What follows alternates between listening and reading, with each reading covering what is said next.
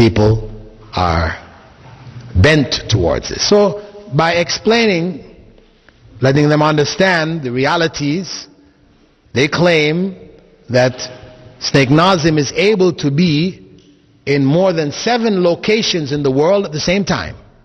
So he can be sitting with you here in your dhikr circle, and he's also in Sri Lanka, he's also in Mecca making tawaf, and his followers will confirm, yeah, he's here, he's there, he's everywhere.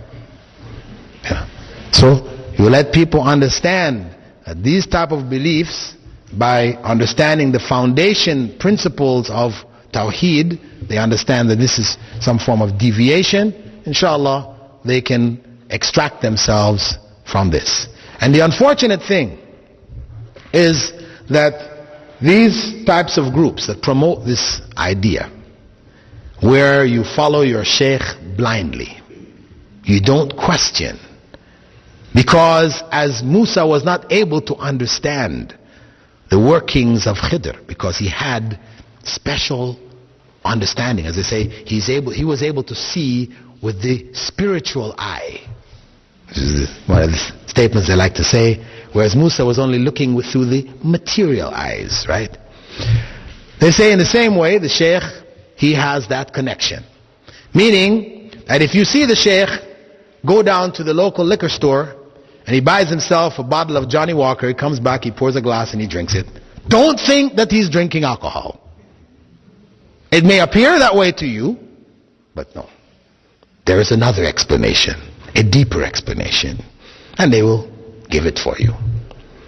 So what that does is it opens up corruption among their followers. So these individuals, himself and his khalifas, they do all kinds of stuff. And the people silently bear these things, believing that there is a deeper explanation. So you'll find the khalifas, like one sister told me from Sri Lanka, how she had, gone into this dhikr situation with their khalifa there. You have, in America, the khalifa is, what's his name, Kabbani, right? In Sri Lanka, he's left a khalifa. He's got khalifas in different locations, and his khalifa there in Sri Lanka, they go through this thing where they go in the room, they turn out the lights, and they're remembering Allah in this darkness, and then they turn the lights back on and they find jewels and stuff like that in their laps and stuff, where this stuff comes from. Anyway, what she was saying, that she had gone to him, she had some problems, and he was telling her, okay, you make dhikr and so and so. The next thing she knows, he's fondling her, and she's shocked what to do, and he's carrying on, and she's just stuck in the situation. She can't say anything. She came out of it, disgusted, what to say. She left the group, ashamed, etc. But basically, she's not the only one. Many of the people have been affected in this way, but they are silent. They don't do anything. They can't say, because you cannot judge these things as they appear. So in the past, you have many examples of this kind of corruption which took place. You had people like Jimmy Jones, right, who took 900 of his followers down to Guyana and committed suicide together. If you read about what Jimmy Jones was doing to his people, some incredible stuff. You wonder, how could people tolerate this? Well, Jimmy Jones had the people believing that he was God. He was God. So everything that he did, they found other explanations for it. Same thing with Sai Baba.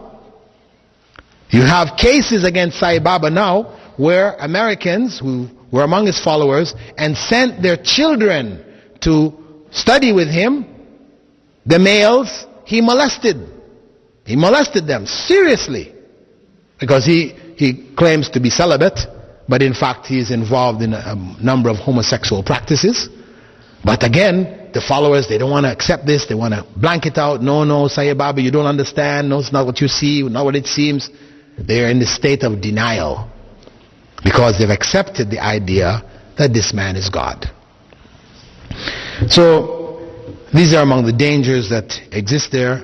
As we said, the idea of giving da'wah to the people of this region, or of this belief, where people are followers of Snake Nazim and others, is to try to give them the foundational beliefs concerning Aqidah. Those who are clear of these beliefs will not fall into this trap. Those who are not are exposed. And I should mention, without getting into a name-calling situation, that Hamza Yusuf, who's very popular today, on the lecture circuit, etc., he is a caller to this way. He is a caller. He's he's amongst the advanced troops. He's out there calling people to this. Now, he does it subtly. Among the subtle ways that he does is, he says, everybody has to follow a madhab. And you must get your knowledge from a sheikh, who got it from a sheikh, who got it from a sheikh, who got it from Rasulullah sallallahu alaihi wasallam.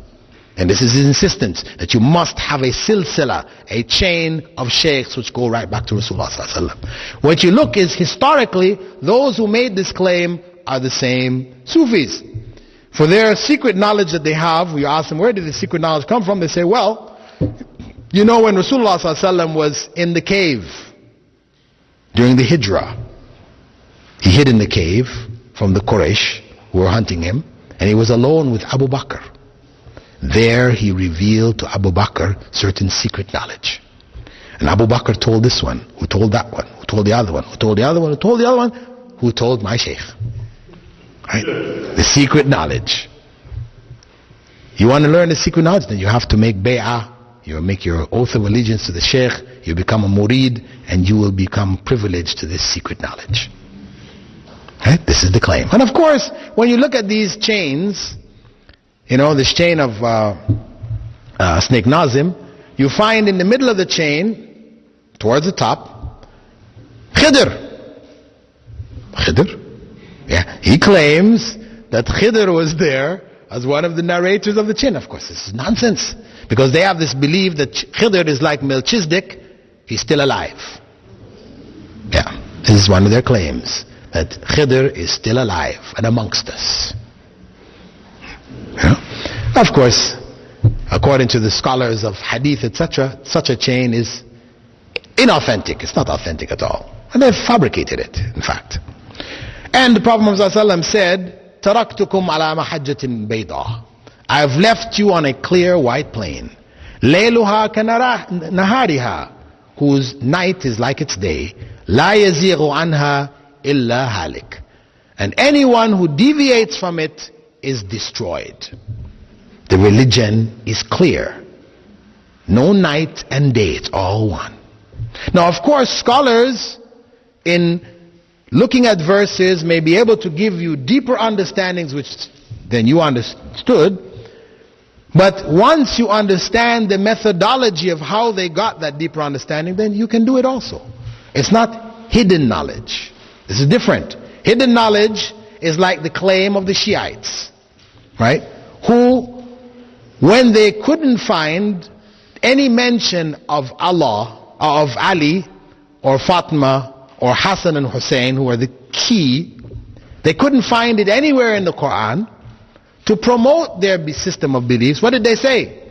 When Allah said in the Quran, Marajal Bahrayni Yaltaqiyan, in Surah Ar-Rahman, when the two seas come together, they meet. They said, what are the two seas? We say, we know, Allah mentions elsewhere in the Quran, the sea, the fresh water, and the salt waters. We know the two seas. They said, no. These are not the two seas. The two seas are Ali and Fatima. And after that, Allah says, Minhum al-lu'lu wal-marjan. What comes from it are the pearl and the coral. We all know the pearl and the coral. He said, no, it's not the pearl and the coral you think. It's Hassan and Hussein. Of course, this is hidden knowledge. Because no matter what principle you teach, you cannot deduce this. This is just something coming out of the blue. Because just as they claim that, we could say the two seas are Adam and Eve. And the pearl and the coral as Cain and Abel. Why not? We could just as well say that. So this is what, when we talk about secret knowledge, hidden knowledge, this is how it comes. It is knowledge which you cannot deduce by principles. It's knowledge which only comes from special sources. Right? So this is not Islam. Islam is clear, it is open, it is understandable, it is, because Allah revealed it for the guidance of humankind, it is clear. Its clarity is without doubt. And we have no hidden knowledge.